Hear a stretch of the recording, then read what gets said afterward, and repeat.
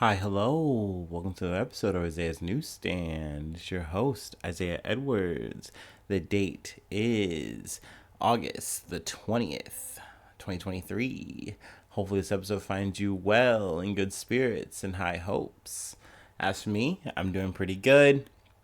It is definitely a little bit. It's more warm again, but hey, the weatherman predicted this, so I'm mentally prepared. But that being said, it's been a good weekend. It's been nice. Let's see, Food Corner. We had a good one. The suggestion was made to go to the cone. So we went there and we got some ice cream. What I got, and here's the thing, I've said this before, like the cone comes to my job. I'm kind of jaded on that now. Like ice cream's not that big for me. Like whatever, sure. But we got there, and I gotta say one thing that was nice. I hadn't been there since I was like a teenager, so it's nice that they've kind of just changed things a bit. Like there's like a drive-through that's way more workable.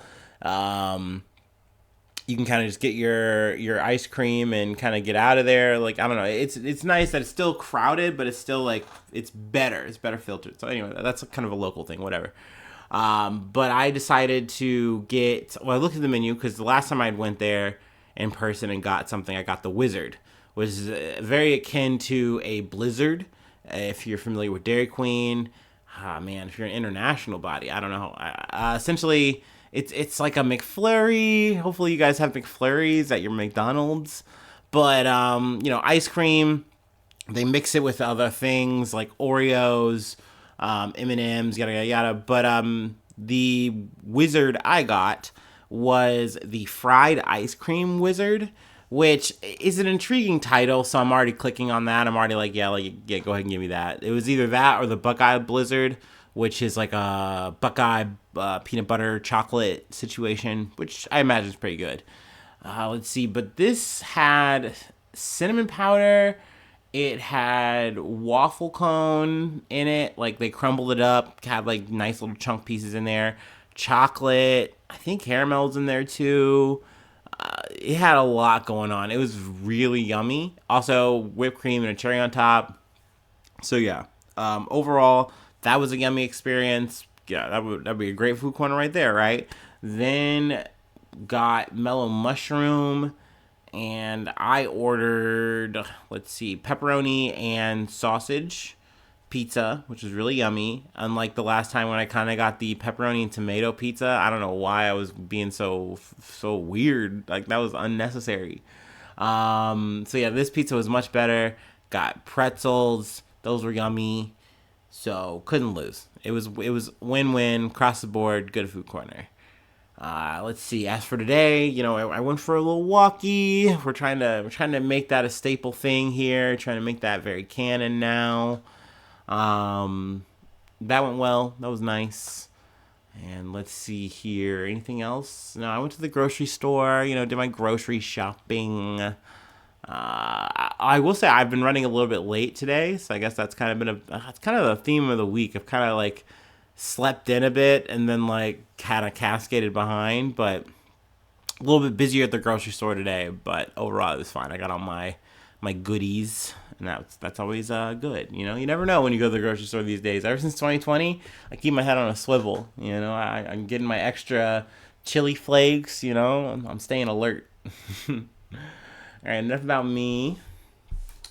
Let's go ahead, take a little breaky, and then we'll get into some news. Nice little Sunday, chill day, fun day things.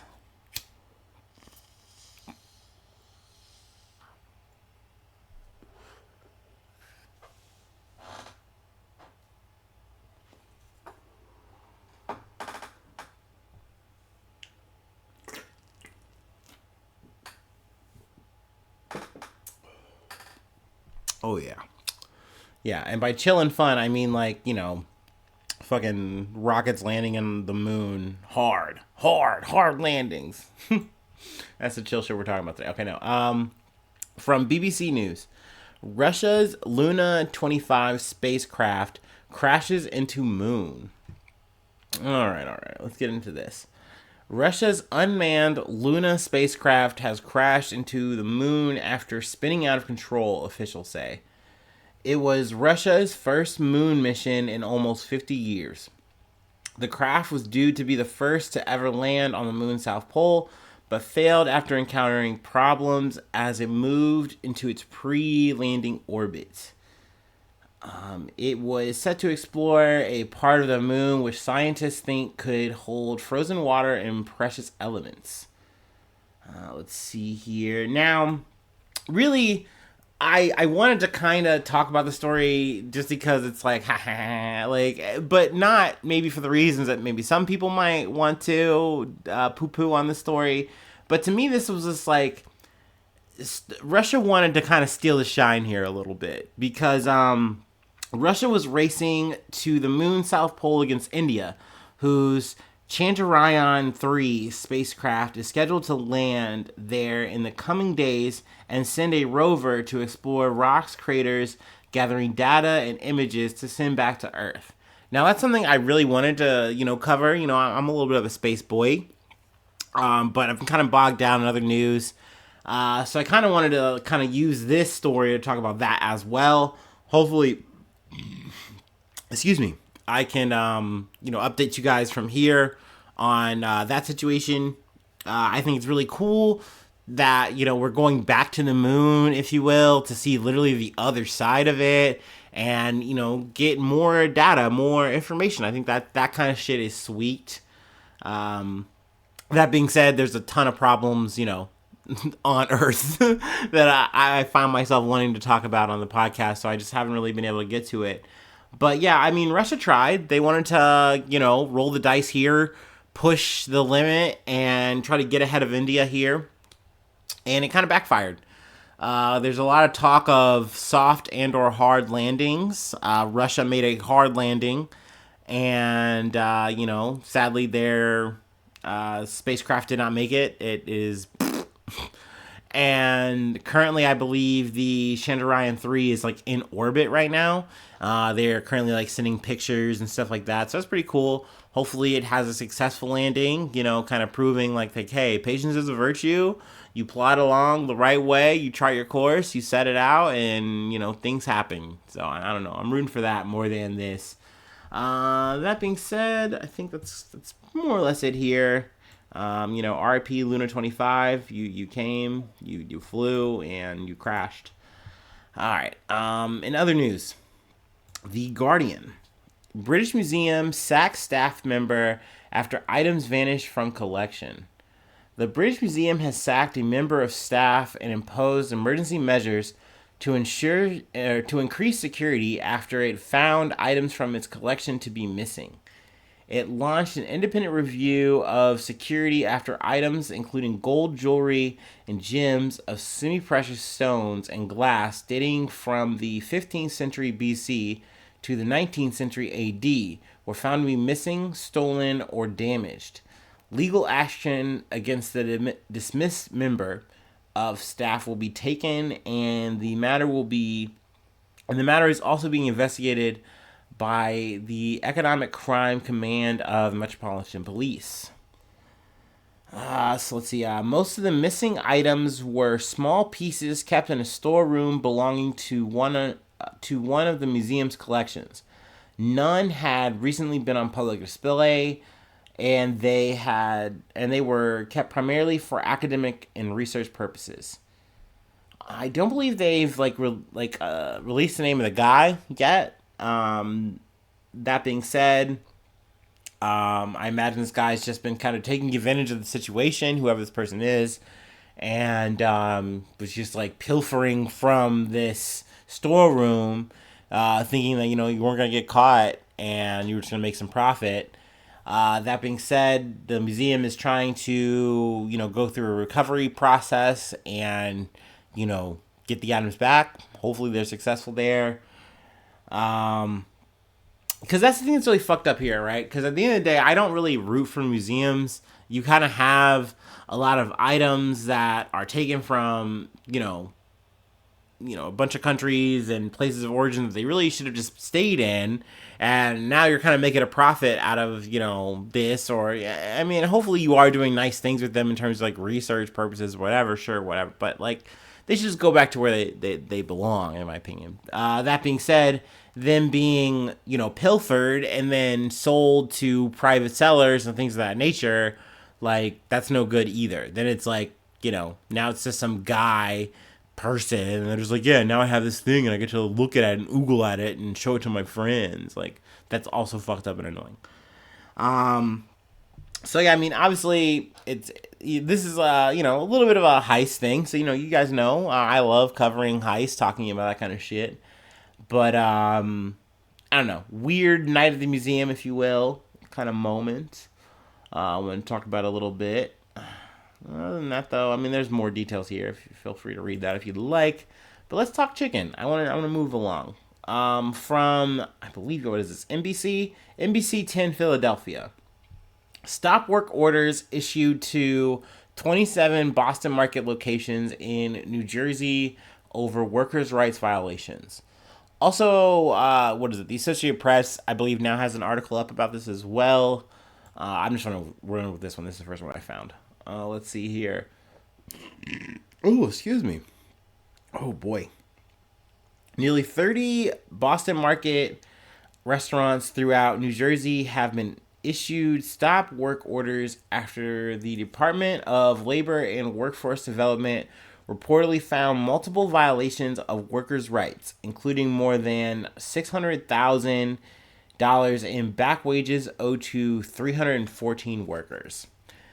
Now, I don't know about you, but Boston Market has a little place in my heart. Like, I grew up St. Louis, Ohio.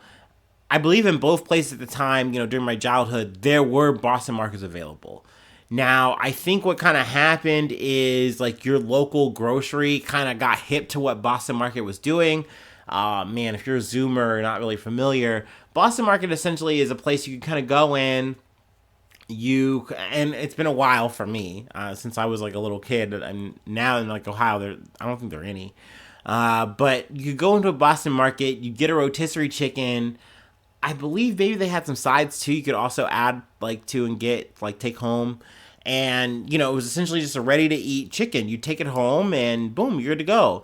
But now I believe your local Publix, your Kroger, insert grocery store here has the same kind of thing. So it kind of like, I think what Costco has like a fucking really cost effective rotisserie chicken. That shit's like almost inflation proof. So, I mean, Boston Market's kind of been on the outs in a lot of ways, but essentially it's still a thing. I believe what Boston area, northern area, I don't know where they're really hidden. I didn't do too much research here. But that being said, it's fucked up here that if no matter how you're doing good or bad, if you're withholding wages from your employees, that is something as a worker, it's a nightmare for me. It's something that one of the first things I thought about is what would happen, because I'm an anxious guy. I think about the worst case things. I live there. Like, what happens in a world where you don't get fucking paid? And the idea of saying, hey, I'm clocking in, I'm doing my shit, and I'm waiting for my fucking paycheck. And when you're young, sure, you pine over the like, oh man, like, what are the things I'm going to buy with my paycheck? Or maybe not, it depends on your economic situation. But like, when you're older, for sure, it's like, no, you're not pining. You're like, hey, these are my bills. I'm charting all this shit out. I'm going to get paid. I'm going to, clear my ledger. We're going to be good to go there. I'm going to take my little fucking pennies and, buy a little snacky poo treat thing, and I'm going to live my life. That's my fucking $200 I'm passing go. Imagine you don't fucking get that. So, I don't know. I know it seems kind of small. We're just talking about fucking New Jersey, a couple of fucking Boston Markets maybe, but I don't know. I just wanted to highlight this kind of shit because you shouldn't just be allowed to kind of get away with this kind of fucking behavior. Just saying like, oh, I know times are tough, but we're just not going to pay our people. Like, no. You should have already been done then. You should be stopped work. Like, what the fuck? You shouldn't have to have the Department of Labor come in and shut you down. Like, if you aren't paying your people, that's a fucking problem. That's a fucking travesty, man. Like, it truly is just like a nightmare to me. And I just can't imagine being an employee. You're just trying to make your fucking bread, and this shit fucking happens to you. let's see here. What else I want to cover from this? They do highlight like all of the locations. I won't bog you down on that. Let's see here. The NJDOL claims its investigators found 471,000 in back wages owed to 314 workers, as well as 1,214,942 in liquidated damages. Boston Chicken of New Jersey official says was also assessed an administrative fee of 182,241.30 and $500,000 in administrative penalties. So yeah, I mean, a lot of money damage there, but at the end of the day, all I give a fuck is that you pay your employees. Like, just fucking pay your people. God damn it, man. All right, we got one more story to cover. Whew, I'm back to the sweat. We're so back to the sweat. So yeah, we got one more story to cover. I'm gonna take a little break. Man. But this one goes out to Maurice Miller. This one, the strength is for him. All right, and we'll get into why.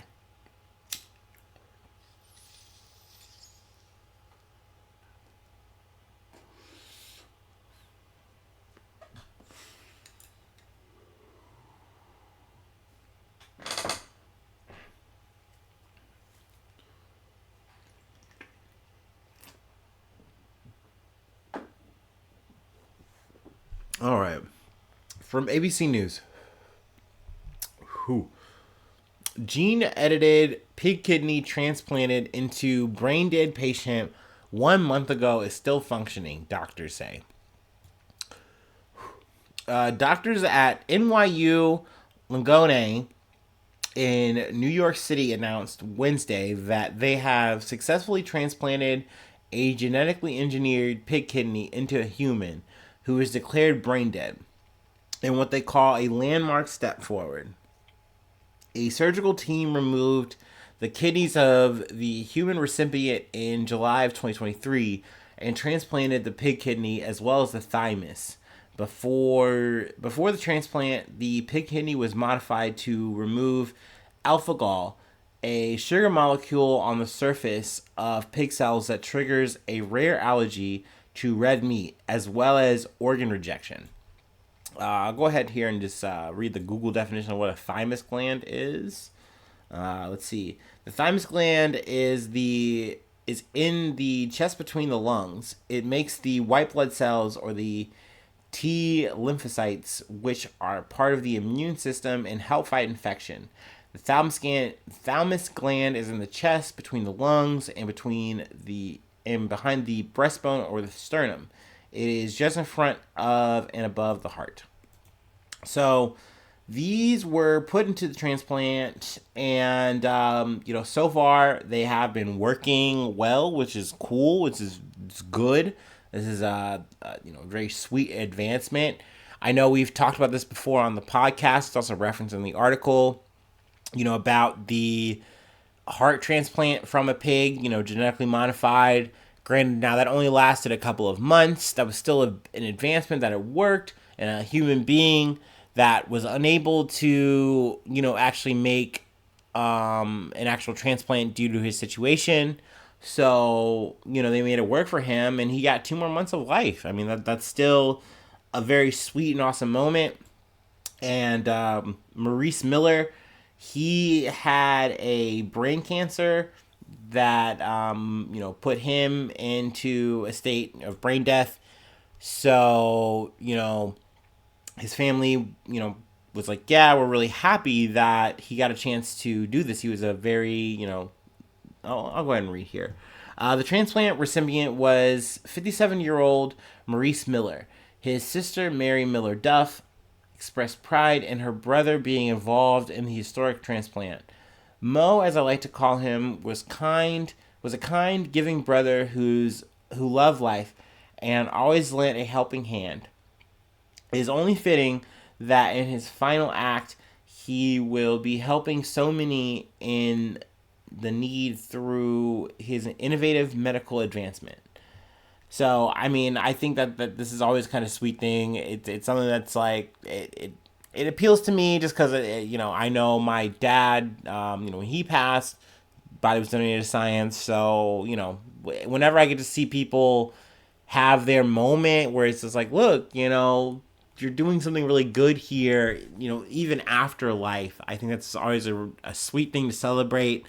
Um, Even if it might seem minor to some people, that like the advancement, it's still a step forward in medicine. And it's really cool to see how medicine like moves so fast where they're like, yo, we kind of learned from even like that kind of heart situation and we applied more to this situation and it's going to be even better here. And I imagine even from this situation, they're going to build and learn from that. So I think this shit is fucking sweet and figured it'd be nice to talk about on a, little Sunday episode. But yeah, that's all we got for today. Thanks so much for tuning in. Thanks so much for being a friend.